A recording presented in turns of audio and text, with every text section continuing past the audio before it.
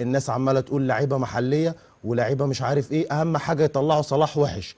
لعيبه محليه، المحليه اللي انت بتتكلم عليها دي، انا بالنسبه ليا امام عاشور افضل لاعب في البطوله، بيلعب في النادي المحلي. بقى النادي المحلي اللي انت بتتكلم عليه دون عامل قلق لافريقيا كلها، زعيم افريقيا النادي الاهلي، اوعى حد يحبطك.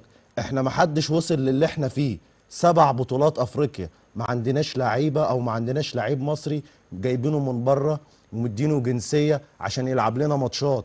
احنا كلنا مصريين، المصريين دول ما بيخلصوش.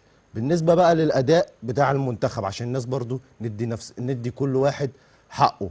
احنا برضو اداء المنتخب ما كانش احسن حاجه، بس الكلام ده كله ما هو الا مجرد تراجع مستوى الفرق الجماهيريه في مصر. من ضمن الفرق اللي الواحد حزين عليها النادي الاسماعيلي، اسم كبير مش محتاج ان انا اتكلم عليه، جمهور بيعشق الدراويش من غير اي مقابل. بس السؤال اللي اهم في حلقتنا، ايه اللي حصل للاسماعيلي؟ ايه اللي ممكن يرجع الاسماعيلي؟ الدراويش مش في مكانته الطبيعيه، وللاسف ده واقع ولازم نعترف بيه. مشاكل اداريه كتير، عدم الاستقرار، تغييرات كتيره، لعيبه بتمشي من غير مشروع واضح، بتمشي اللعيبه ومش عارف انت بتعمل ايه. ايه النتيجه بتاع الكلام ده كله؟ فريق بيكافح من غير ما ينافس، والجمهور هو الضحيه. خلينا نروح لصوت الجمهور الاسماعيلي، الناس اللي عايشه مع النادي يوم بيوم.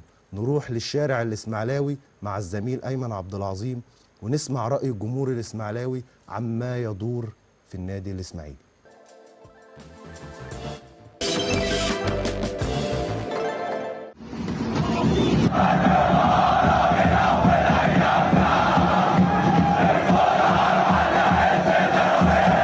تحياتي صديقي ايمن هاشم. نزلنا لبرنامج من المدرج في محافظه الاسماعيليه، نتكلم ايضا عن النادي الاسماعيلي وعن الجماهير النادي الاسماعيلي وعن الانديه الشعبيه. شايف الموقف ازاي بعد يعني شايفين نتائج المنتخب المصري ده اثر بالفعل على الانديه الشعبيه؟ غابت راحت فين؟ النادي الاسماعيلي، نادي الزمالك عنده ازمات، كل الناس الانديه الشعبيه يعني شاف طريقها ايه للحل؟ لا، هو انا شايف صراحه ان يعني هو النادي الاسماعيلي ده هو نادي مش بيحافظ على اللعيبه بتاعته. امر واقع مش على الاسماعيلي بس، الانديه معظم الانديه اللي هي الجماهيريه كلها واقعه، يعني مش هنيجي اكتر من نادي الزمالك، مش هنيجي اكتر من نادي الاتحاد، فالانديه كلها واقعه.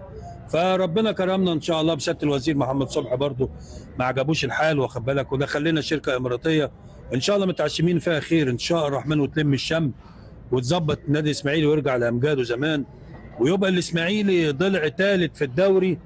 بينه وبينك يعني من غير الاسماعيلي في الدوري ولا ليه طعم ولا ليه